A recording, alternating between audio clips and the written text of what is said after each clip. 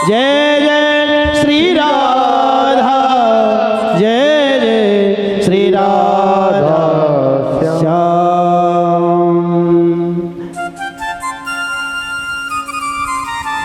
और क्या भगवान ने जब याद किया तो राधा रानी आज प्रथम बार भगवान से मिलन कृष्ण राधा का होने जा रहा है।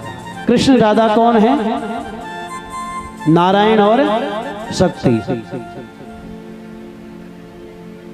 आज मिलन होने जा रहा है।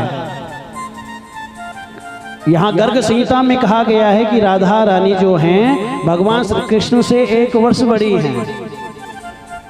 1 वर्ष बड़ी है। किसमें कहा गया है? गर्ग संहिता में। किसने लिखा है? गर्गाचार्य जी ने। और अपने पिता अपनी माता के साथ चले हैं। और जब किसी के घर जाते हैं तो क्या लेकर जाते हैं? उपहार लेकर जाते हैं या फल की टोकरी लेकर जाते हैं। जाते हैं कि नहीं जाते? जब किसी के यहाँ घर पर जाते हैं, कोई फंक्शन में जाते हैं तो क्या लेकर जाते हैं? फल फ्रूट इत्यादि लेकर जाते हैं ना। तो यहाँ पर वृषभानु जी ने मोतियों के प्रात लेकर गए, सजा कर लेकर गए। प्रात में मोतियां भर कर लेकर गए, कहीं थाल लेकर गए, मोतियों के हार लेकर गए। और राधा रानी ने भी एक बड़ा ही सुंदर हार पहना हुआ है। नंद बाबा से जब वृषभानु जी मिले, और मिले क्या? हृदय से लगाया। किसने? नंद बाबा ने। और उत्सव की तैयारी चल रही है। यहाँ माँ यशोदा कन्हैया को छोटी लाडली प्यारी राधा रानी से मिलाते हैं। और राधा रानी से आज प्रथम बार भगवान का मिलन होता है। और संदेश समाज को क्या देते हैं भगवान? यही देते हैं, प्रेम गली मत जा। क्यों कह रहे हैं? अगर प्रेम गली में उतर गए फिर वहां से वापस आने का कोई मार्ग नहीं है।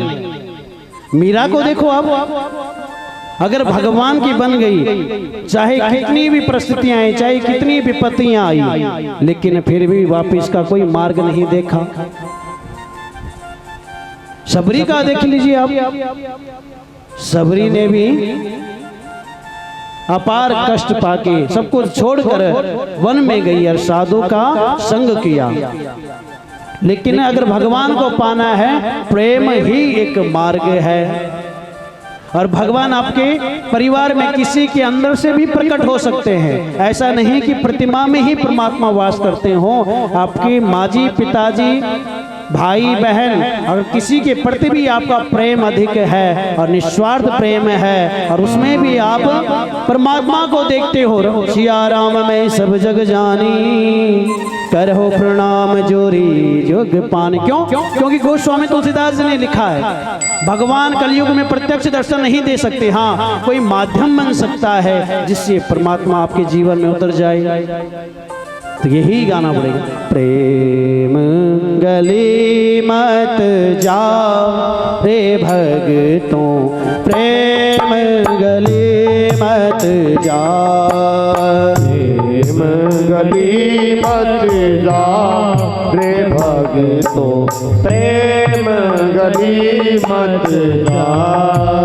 प्रेम गली में कृष्ण कन्हैया, प्रेम गली में कृष्ण कन्हैया, प्रेम गली में कृष्ण कन्हैया, प्रेम गली में कृष्ण कन्हैया। संग में विराजे राधा प्यारी, संग में विराजे राधा प्यारी, संग में विराजे राधा प्यारे, संग में विराजे राधा प्यारी।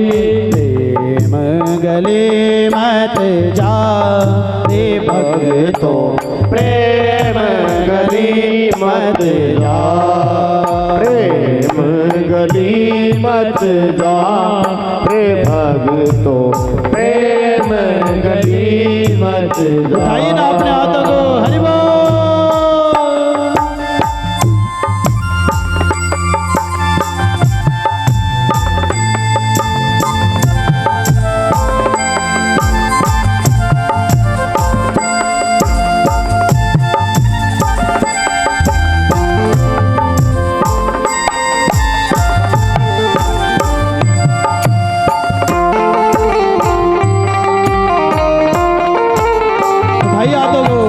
तालियां बजाते हुए, ऐसे नहीं, हाथ ऊपर कीजिए, तालियां बजाते हुए।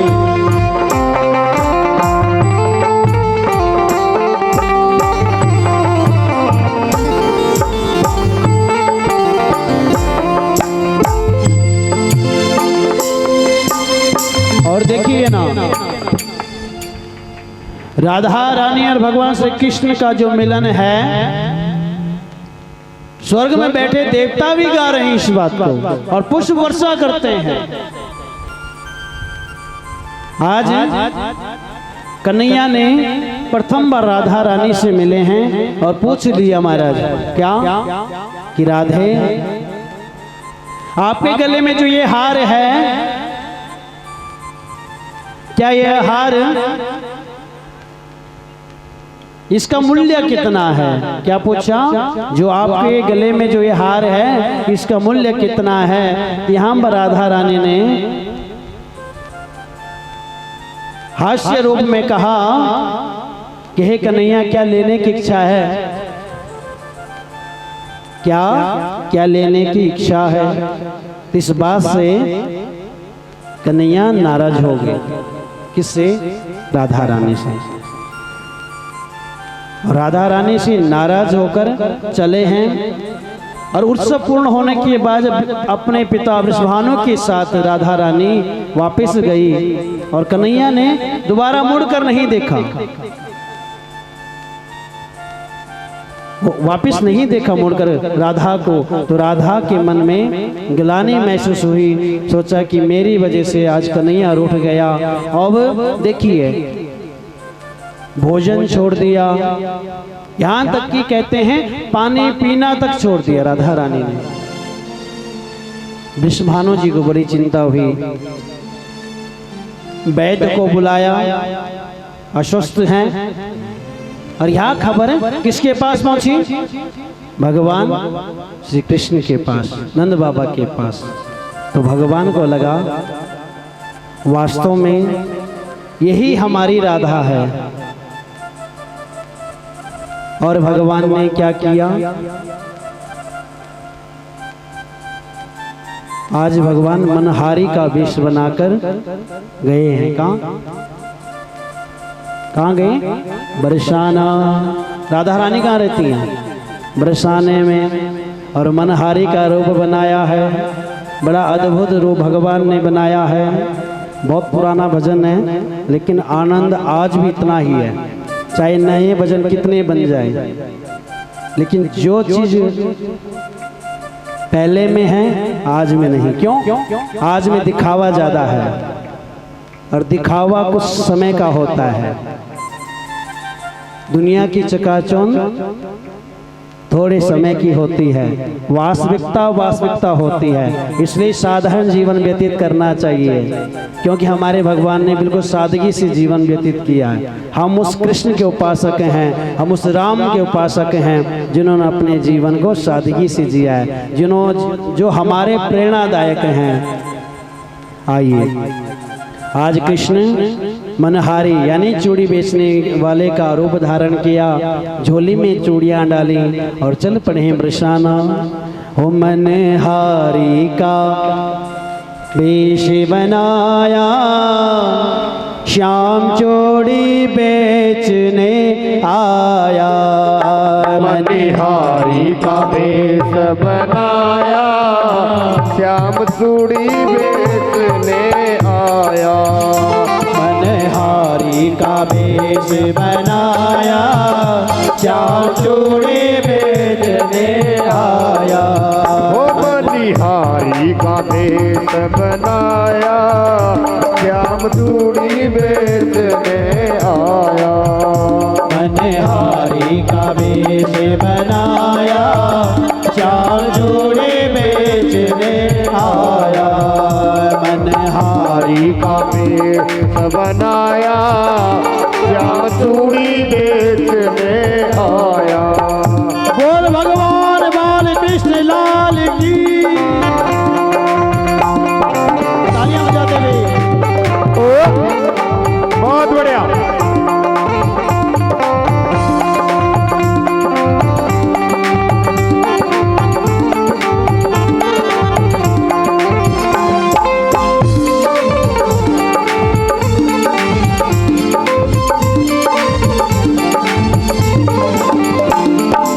अब देखिए भगवान ने रूप तो धारण कर लिया, लेकिन अभी भी पूरे मनहारी नहीं लग रहे हैं। तो भगवान के मित्र कहते हैं, अरे कन्हैया जरा इस झोली को कंधे पर तो टांग, तभी तो असली मनहारी लगेगा, नहीं तो ये सारे तुझे पहचान लेंगे और हम दूसरे के गांव में घुस रहे हैं, कहीं ऐसा ना हमारी पिटाई हो जाए। तो कहते हैं झोली कांधे धरी उसमें चूड़ी भरी, ओ झोली कांधे धरी उसमें चूड़ी भरी। झोली कांधे धरी उसमें चूड़ी भरी, ओ झोली कांधे धरी उसमें चूड़ी भरी। झोली कांधे धरी उसमें चूड़ी भरी, ओ झोली कांधे धरी उसमें चूड़ी भरी। गलियों में शोर मचाया, श्याम चूड़ी बेचने आया। गलिया में शोर मचाया, श्याम चूड़ी बेचने आया। मनहारी का वेश बनाया, श्याम चूड़ी बेचने आया। बोल मनहारी भगवान की। उठाइए उठाते दो हरि बोल।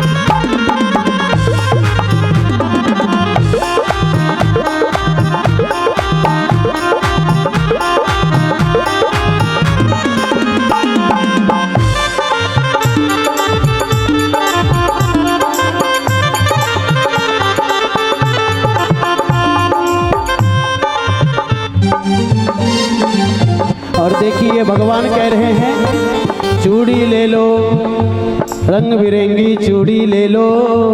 और किसने सुना? राधा की सखियों ने।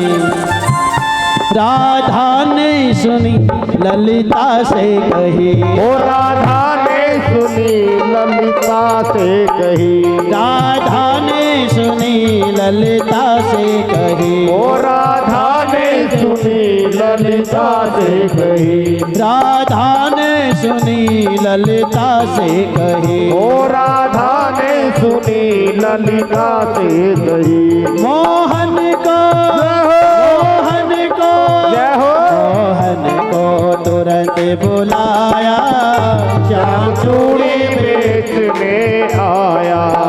मोहन को तुरंत बुलाया, श्याम चूड़ी बेचने आया। मनहारी का वेश बनाया, श्याम चूड़ी बेचने आया। ओ मनिहारी का वेश बनाया, श्याम चूड़ी बेचने आया। उठाइए ना अपने हाथों को हरि बोल।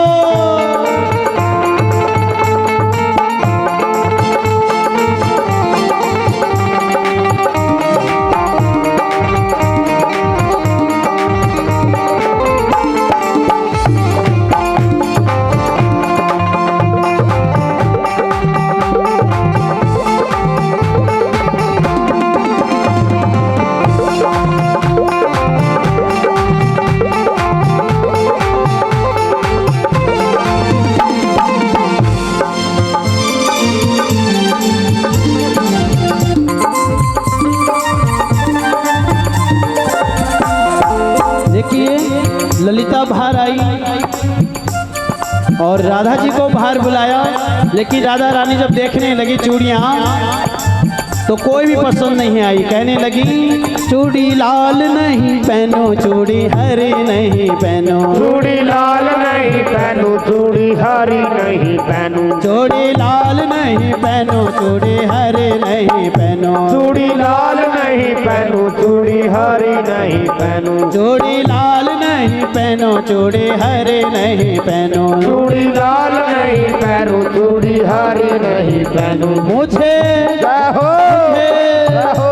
मुझे श्याम रंग है भाया, श्याम चूड़ी बेचने आया, मुझे श्याम रंग है भाया, श्याम चूड़ी बेचने आया, मनहारी का वेश बनाया, श्याम चूड़ी बेचने आया।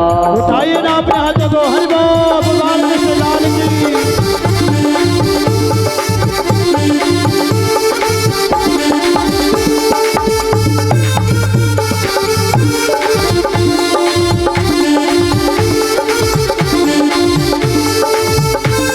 हरि बोल।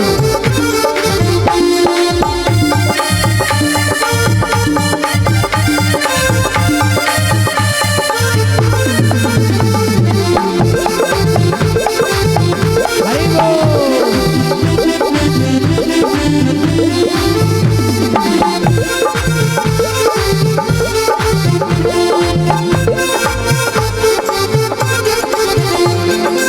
और देखिए, अब देखिए जैसे ही भगवान पहनाने लगे, राधा रानी को जब पसंद नहीं, कहा मुझे तो श्याम रंग चाहिए, और भगवान पहनाने लगे तो राधा ने पहचान लिया भगवान को और कहने लगी, राधा ने कही तुम हो छलिया बड़े, राधा कहने लगी तुम हो छलिया बड़े, राधा ने कहा तुम हो छलिया बड़े, राधा कहने लगी तुम हो छलिया बड़े, राधा ने कहा तुम हो छलिया बड़े, राधा ने कहा तुम हो छलिया बड़े।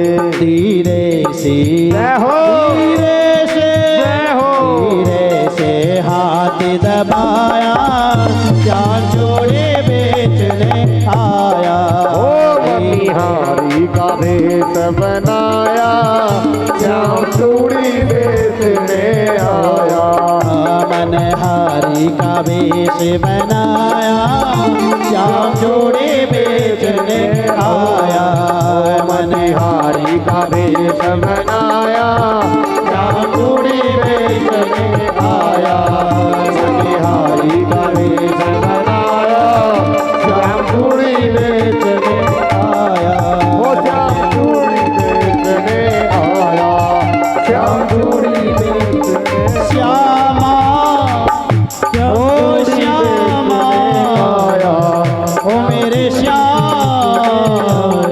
ओ मेरे आया, श्याम चूड़ी बेचने आया। बोले सच्चे दरबार की।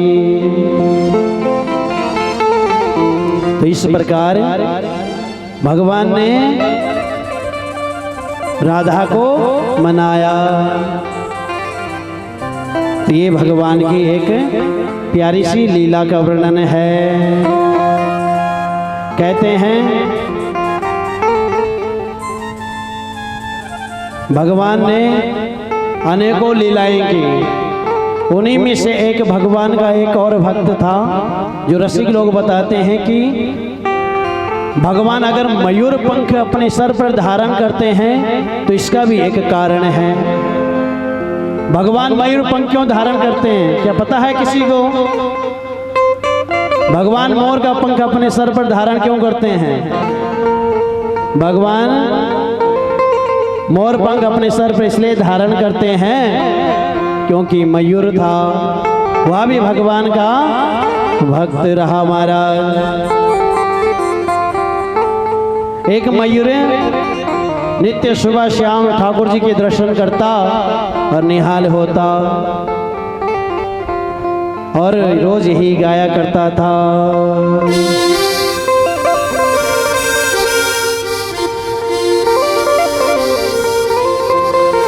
क्या कहता था? कन्हैया मेरे एक नजर देखना है, कन्हैया तुम्हें एक नजर देखना है। जिधर तुम छुपे हो उधर देखना है, कन्हैया तुम्हें एक नजर देखना है। और देखिए ना महाराज, वह नित्य भगवान के दर्शन करते हैं, लेकिन कन्हैया ने एक नजर भी उसको नहीं देखा। उसने सोचा आज नहीं तो कल कन्हैया के दर्शन होंगे, कन्हैया मुझसे बात करेगा, कल नहीं तो परसों कन्हैया जरूर मुझसे बात करेगा, मुझे विश्वास है कन्हैया एक दिन जरूर बात करेगा। लेकिन जब कन्हैया ने दर्शन नहीं दिए तो बड़ा व्यथित हुआ।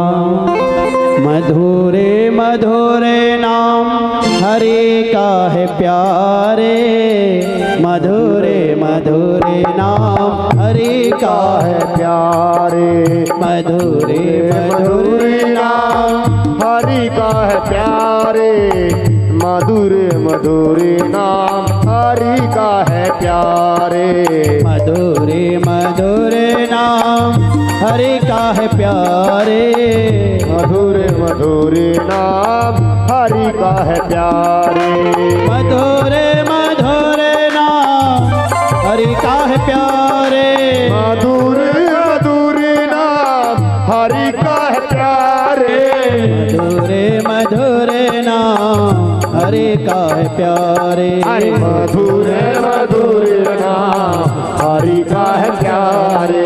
भजले हरि भजले हरि भजले हरि भजले हरि भजले हरि भजले हरि भजले हरि भजले हरि भजले हरि भजले हरि भजले हरि भजले हरि भजले हरि भजले हरि भजले हरि भजले हरि भजले हरि।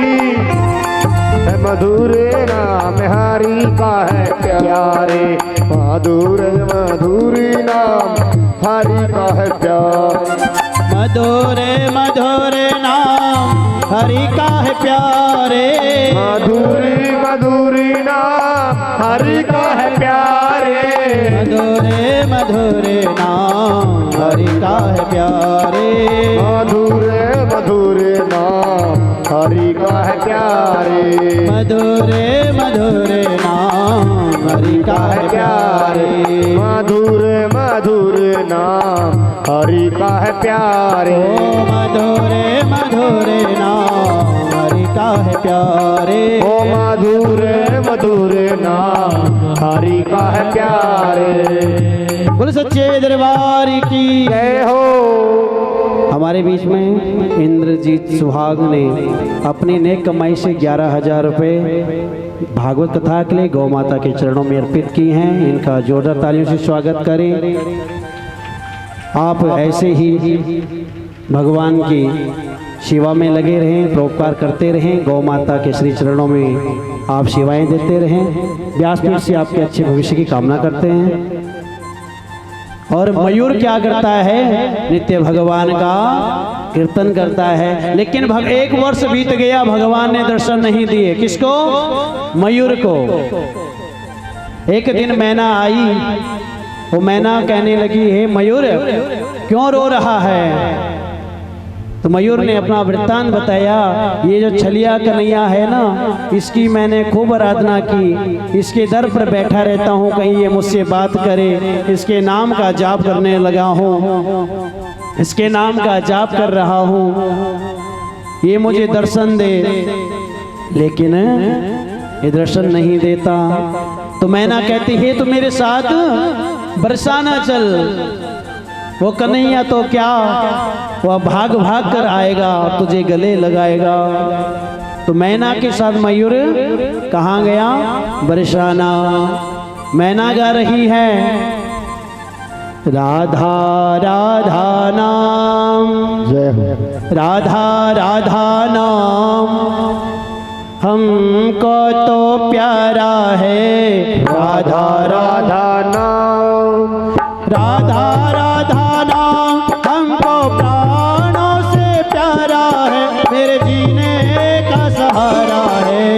राधा राधा नाम, राधा राधा नाम हमको प्राणों से प्यारा है, राधा राधा नाम, राधा राधा नाम हमको प्राणों से प्यारा है, मेरे जीने का सहारा है। राधा राधा नाम, राधा राधा नाम हमको प्राणों से प्यारा है, राधा राधा नाम। भाई नाम याद करो।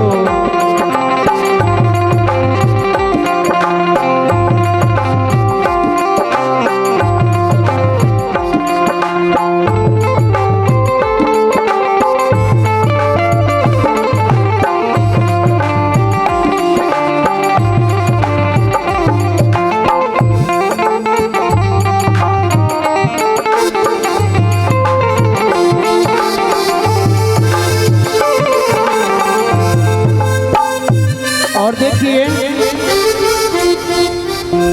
मैना तो राधा का नाम गा रही है, लेकिन उस मयूर को यही आदत पड़ी हुई है क्या, भगवान कन्हैया के नाम को गाने की। तो वो क्या गा रहा है, सांवरियो है से, सांवरियो है सेठ मारी, राधा जी से ठानी है, सांवरियो है, सांवरियो है सेठ मारी, राधा जी से ठानी है, सांवरियो है सेठ, सांवरियो है सेठ मारी, राधा जी से ठानी है, ये तो जाने दुनिया सारी है, सांवरियो है सेठ, सांवरियो है सेठ मारी, राधा जी से ठानी है, सांवरियो है सेठ। और देखिए जैसे ही भगवान का कीर्तन किया, भगवान के नाम का उच्चारण किया, राधा रानी भाग भाग कर आई और कहने लगी, मयूर को गले लगा दिया राधा रानी ने और कहा, हे मयूर तुम मेरे नाम का उच्चारण मत करना, मेरे सामने तूने कृष्ण नाम का उच्चारण किया है, इसलिए तो मैं तेरे सामने आई हूँ। मुझे पता है तो क्यों परेशान है, जा वहाँ जाकर मेरे नाम का उच्चारण करना, कन्हैया के सामने मेरे नाम का उच्चारण करना, हो तुझे गले लगा लेगा। और महाराज गया मयूर और आज नंद भवन के बाहर बैठकर गा रहा है क्या, कीर्तन तपस्या है, कीर्तन समाधि है, न पूजा और कोई हो, कीर्तन तपस्या है, कीर्तन समाधि है, पूजा और तन मन से मैं उनकी और जी है मेरी, दूजा और कोई हो, एक पल भी मेरा, एक पल भी मेरा ना उनके गुजारा है, राधा राधा नाम, राधा राधा नाम हमका प्राणों से प्यारा है, राधा राधा नाम। उठाइए ना अपने हाथों को, हरि बोल।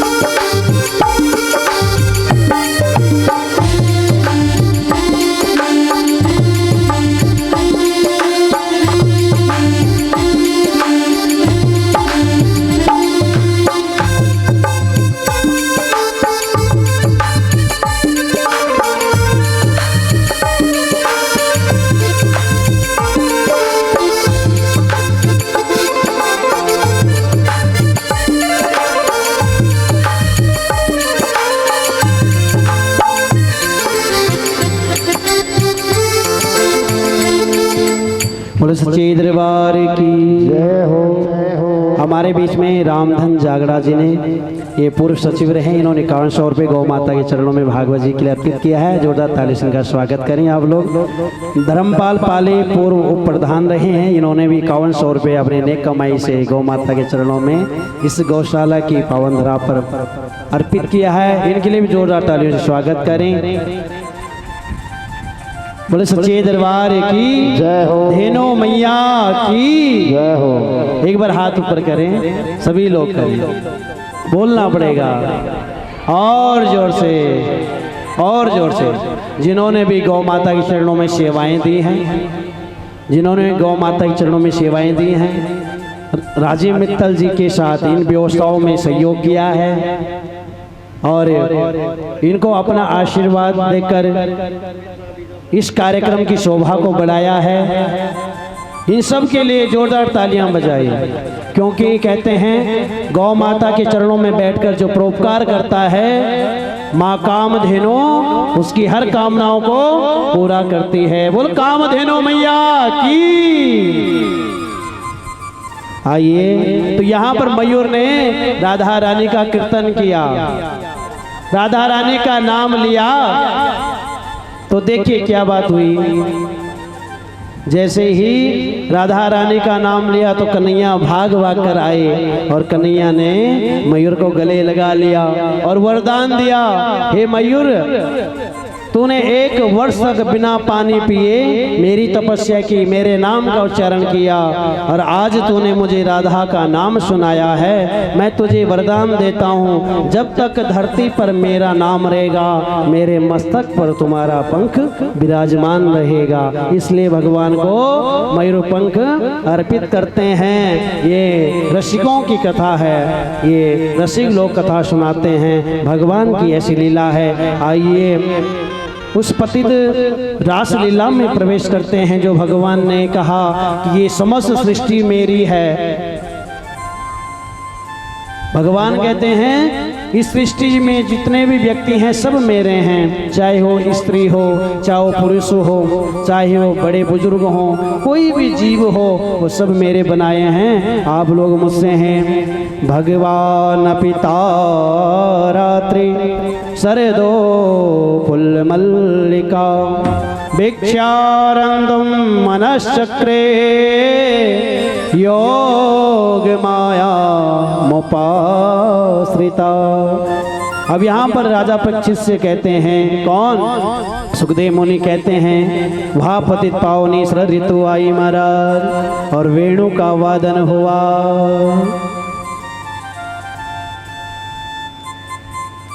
और बंसी की सुर में, बंसी के वादन में मयूर नृत्य कर रहे हैं, मंद सुगंधित हवाएं चल रही हैं। डोलते त्रिविध पवन सुखदाई, लखी तहाँ प्रमोदित है यदुराई। तेरे भंगे है बैनु बजाई, सुन गोपी आतुर ओठी धाई। और वंश की आवाज सुनकर महाराज गोपियां अपने घर को छोड़कर, अपने परिवार को छोड़कर यमुना के उस तट पर आ गए, जहां पर भगवान श्री कृष्ण अपनी इस लीला को करने वाले हैं। और भगवान की बंसी में इतने मिठास, मानो आज भगवान कह रहे हैं कि आ जाओ, हे दंडकारण्य वन के ऋषियों, तुमने जो मेरी तपस्या की है, अब तुम गोपी रूप में आए हो, आज मैं तुम्हारा और तुम हमारे बन जाओ।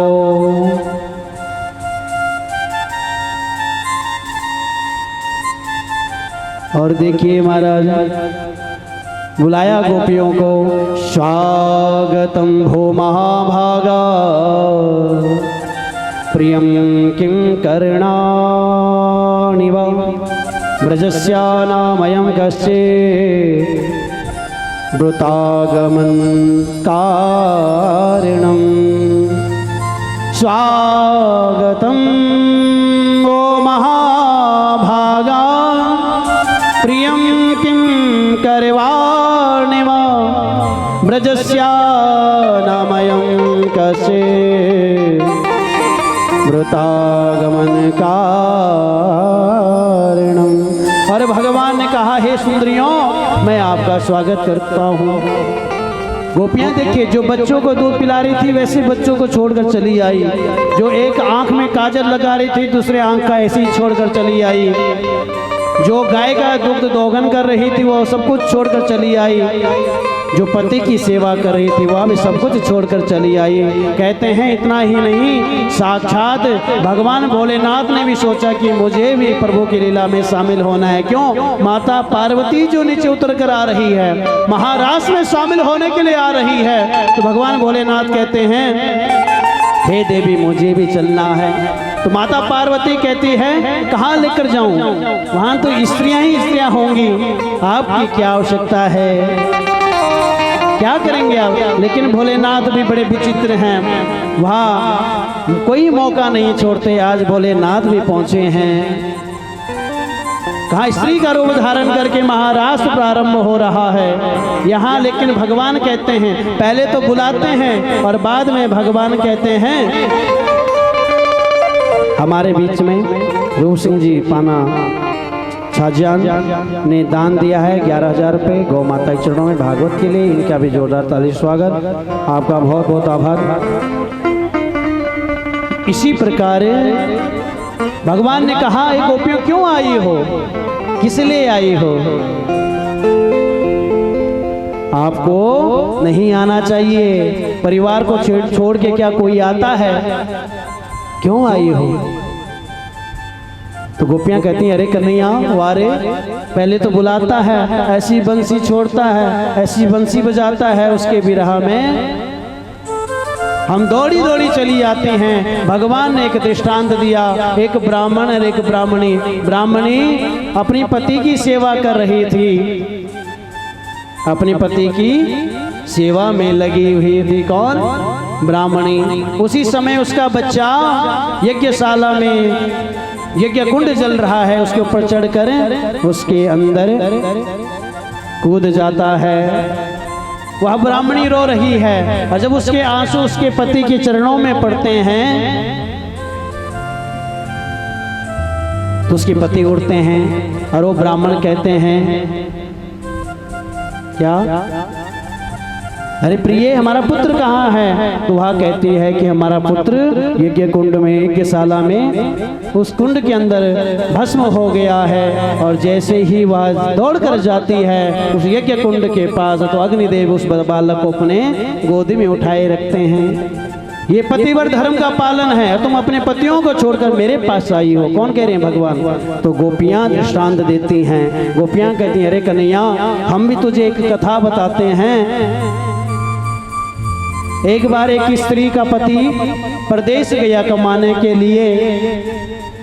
अब वह स्त्री अपने पतिव्रत धर्म का पालन करती है, वह घर पर अपने पति की प्रतिमा को रखकर उसकी पूजा कर रही है। जब एक दिन उसका पति आता है, उसका पति आवाज लगाता है। अब उस स्त्री का क्या धर्म है?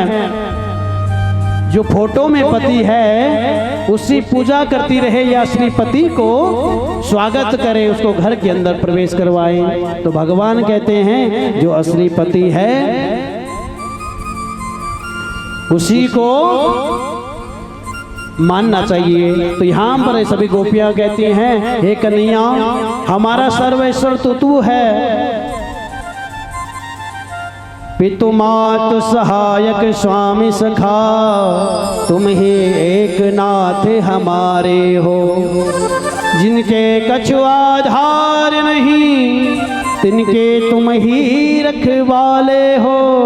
कौन कह रहा है? गोपी कह रही हैं। यहाँ पर पद्म पुराण क्या कह रहा है? पुरा महर्षयः सर्वे दंडकारण्यवासिना रामं दृष्ट्वा हरिं तत्रा भोक्तुमैच्छन् सुविग्रहम्। क्या कहा? पद्म पुराण कह रहा है ये साधारण गोपियां नहीं हैं। मनुष्य भूल ना करे कि भगवान ने स्त्रियों के साथ रासलीला की नहीं, भगवान ने अपने भक्तों के साथ रमण किया। भगवान ने अपने भक्तों को मोक्ष देने के लिए रमण किया। भगवान ने अपने भक्तों के अंदर विषय विकार जो मनुष्य के अंदर हैं, काम क्रोध लोभ मोह, ये सब हर लिया भगवान ने रासलीला करके। और भगवान ने कहा कि तुम मुझ में लीन हो जाओ। इसलिए तो भक्त कहते हैं तुम हमारे थे प्रभु जी और तुम हमारे हो और तुम हमारे ही रहोगे। ओ मेरे प्रियतम मैं वैसा बन जाऊं जो तेरे मर्जी हो, जो तेरी मर्जी हो। कौन कह रहा है? गोपियां कह रही हैं। दंडकारण्य वन के जो ऋषि थे वही गोपी रूप में आए हैं। तो यहाँ पर भगवान कहते हैं कामदेव को आ जाओ, अब पतित पावनी हवाएं चल रही हैं, जमुना जी बह रही हैं, बंसी का वादन चल रहा है और इतनी मधुर बंसी के स्वर में